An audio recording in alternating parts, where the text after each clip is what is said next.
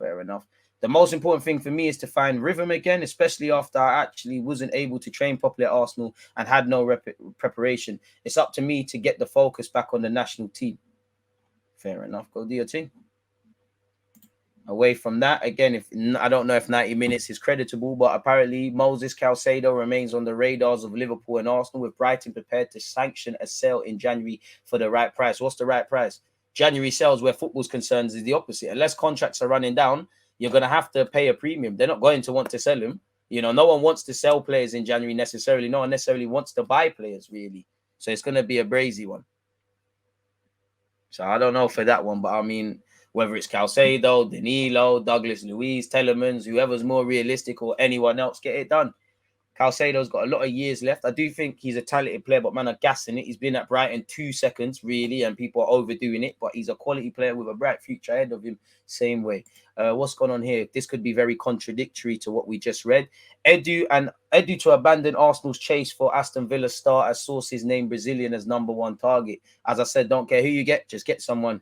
Arsenal are unlikely to go back in for Douglas Luiz in January transfer window, with the Gunners reportedly willing to spend big on another Brazilian midfielder instead. Arsenal keen to sign Danilo in January, people. As you know, Douglas Luiz becomes a free agent next summer. Like approach for Luiz in January. By then, the Brazilian will have just 6 months remaining on his deal should an extension not be agreed. However, Edu is now reported to have struck the Villa man off his wanted list instead. Apparently, this gossip columnist said we're going for Danilo. Why not both? Because El Nene bring in a couple eights, we could be laughing still. I'm not too sure. So we'll have to see. Dean Jones allegedly has said, I think we can expect Arsenal to maintain their interest in Danilo, like everyone. They had set him as a top-tier target heading into the summer window. There was temptation to try for him because of the situation, but he's a young player in Brazil, and they are content that he will lead the way for him. They will lead the way for him in next year. Anyways, we'll have to see. 21 got the world in front of him in it, so I have to see. Apparently, Arsenal remain keen on ex-Manchester City attacker after 26 million transfer bid was rejected. Who's this? Ferran Torres. And apparently we heard Xavi's the key reason we never went and got him, really, because Xavi, Barca wanted to sell him. Xavi said no. I mean, I'd welcome Ferran Torres, can play left, play right. Obviously, when it ended for him at City, he was playing as a striker, and there was a period he was playing as a striker at Barcelona. But and obviously he's got longevity, ties in with what we're doing, so why not? But now's not the time. What's going on here? Director warns Arsenal and Everton target will cost much more than 30 million. This was 5 hours ago. And obviously, when he's playing like that in the Champions League, of course he would. We know we received glowing reports. We know we spoke to his advisors. Apparently, the president said we refused offers of even 35 million euros. We value him much, much more. Apparently, Juventus are interested. As you know, Brentford held talks to sign him and were unsuccessful in their pursuit. Shakhtar said, for me, Mudruk is the best player in Europe in this position. Obviously, he's going to start capping. After Mbappe and Vinicius, I don't see a third player other than Mudruk in this position in Europe. Mudruk has crazy potential. Of course he does, but you just want to sell him to the highest earners. So I'm not too sure you're going to be 100% honest in what you're saying, really, really and truly. So we'll have to see how that one develops. Apparently, Arsenal, he's plays for Ajax now, but apparently Arsenal were offered Grealish, and apparently we were looking at Edison Alvarez, who was primarily linked with Chelsea. Arsenal want Edison Alvarez, and a player they've been offered, Florian Grealish, has now joined Ajax on a free transfer. Either way, none of them are there.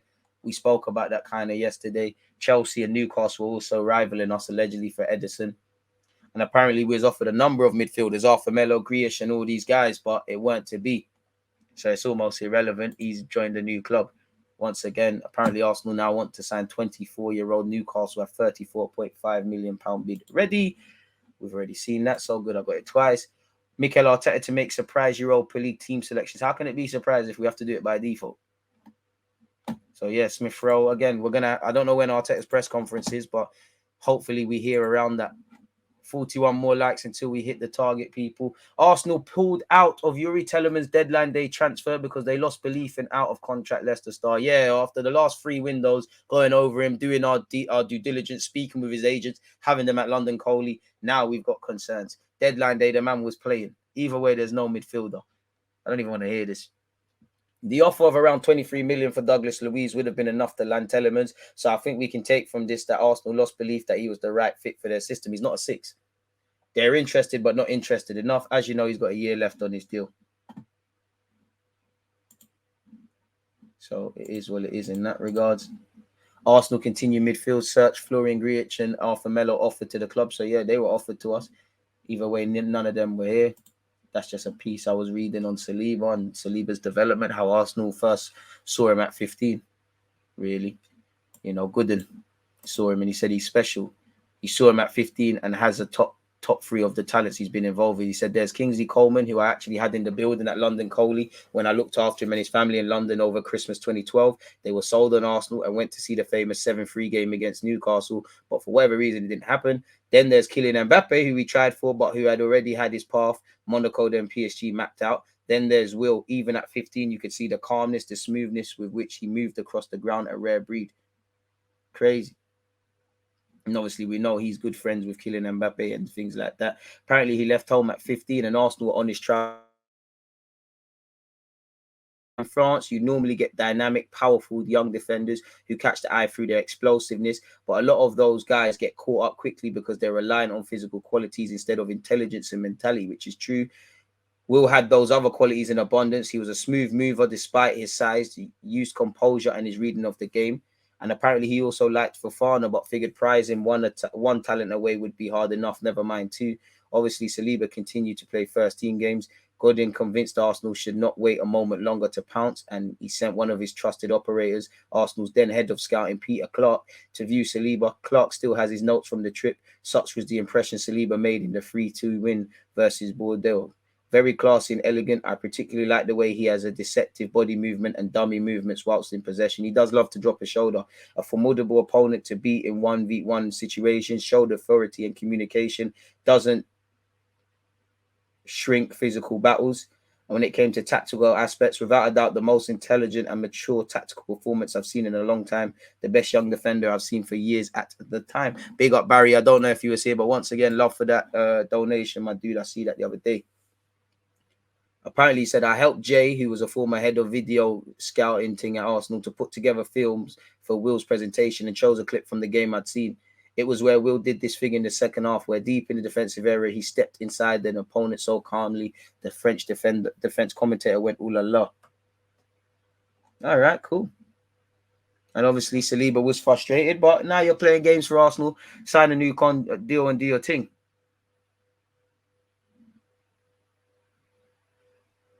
So, yeah, big him up, man. Good little article there. We've seen this on Leno already, people.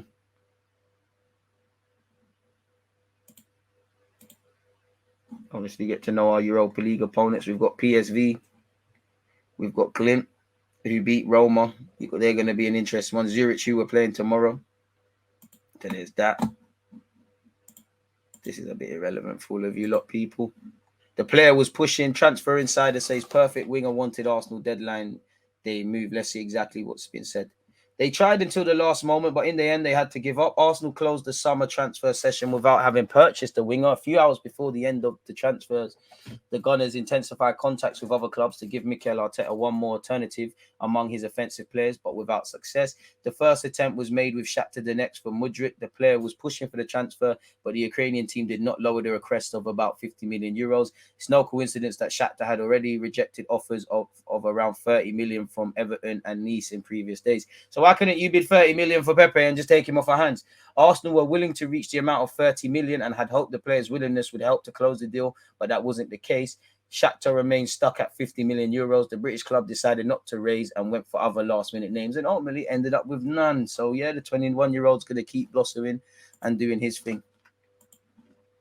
Good luck to the lad, people. Good luck to the lad. So, yeah, don't forget on that as well, people. Inter Milan watch along later. And obviously, you've got this tomorrow. So, make sure you're there for that. Once again, by default. Arsenal handed transfer clarification after masterclass. I mean, let's not draw conclusions on one game. Looks a talented player, but yeah, it is what it is in that regard. See what else is on the net for us. What's this?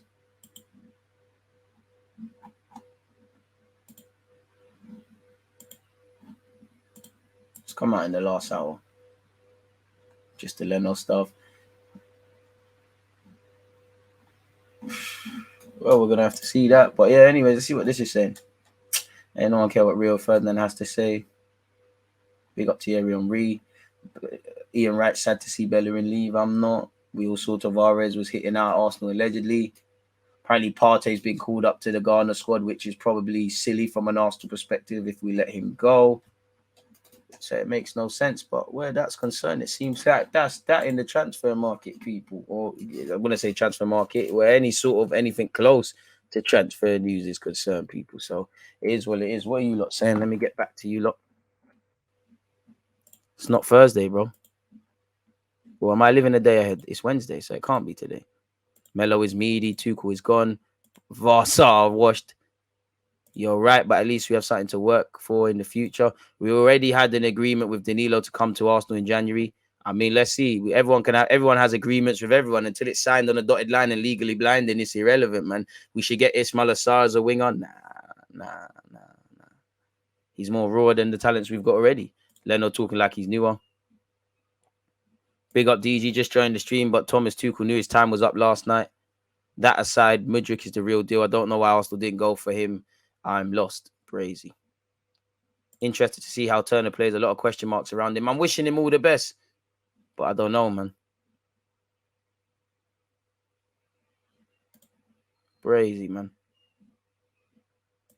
Do you agree with the Thomas Tuchel sacking? I think I would have tried to wait it out and see what would happen, but I can't blame them for pulling the plug. Santi, best player I've seen live. Honestly, never seen anyone like it. I've seen Messi, Iniesta, Xavi, Neymar, Alexis Sanchez.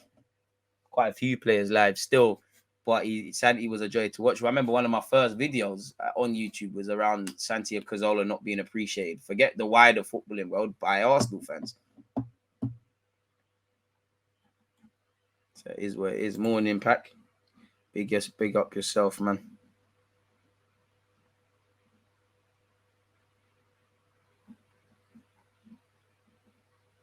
Once again, apparently Brighton have given Chelsea permission to speak to Potter, whatever that means, man.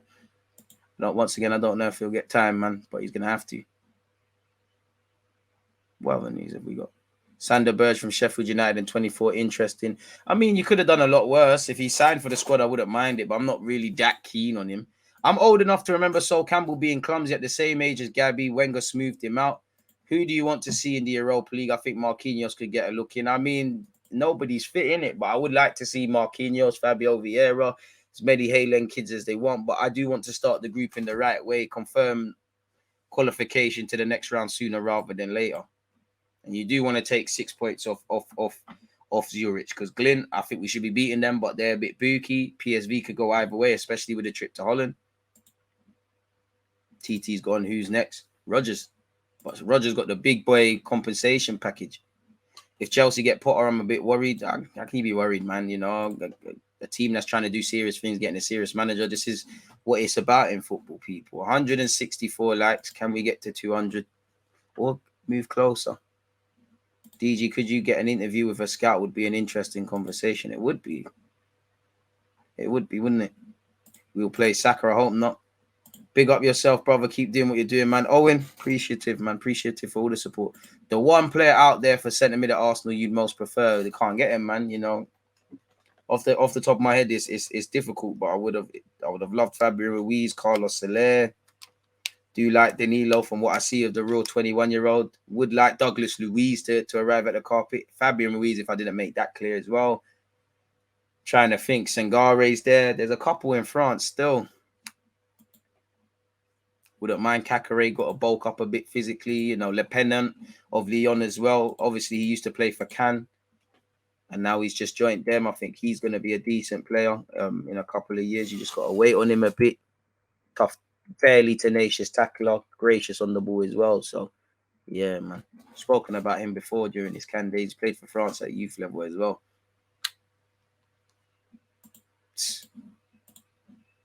DGD, what do you think of us playing Everton at 2 o'clock after our Europa League game?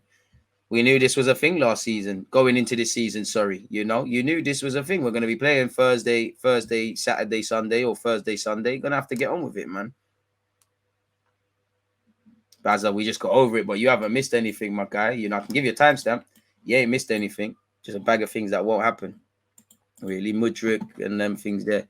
There's a timestamp, my guy. Rewind that. So we knew you got no excuses. You knew you needed a squad. You know it's a quick turnaround because I don't know if we're gonna fly back the same Thursday after playing, but you'd imagine there's gonna be a recovery session on Friday, maybe a light training session. Definitely gonna train on Friday. Definitely gonna train on Saturday, and then you have to get on with it. Potter to be sacked by Christmas if he signs for them, hopefully. Absolutely, Fabian Ruiz has been on my radar since his Betis days. Great signing for PSG.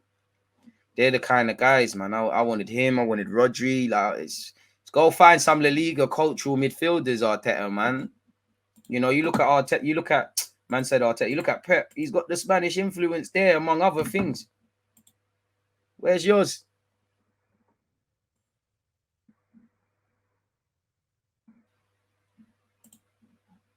Shugazi. Hopefully we're able to do something, but boy. So yeah, allegedly Cedric's injured. Smith Rowe, we know he's injured. Crazy. Apparently we'll be wearing our black strip tomorrow. Have to see what's going on there.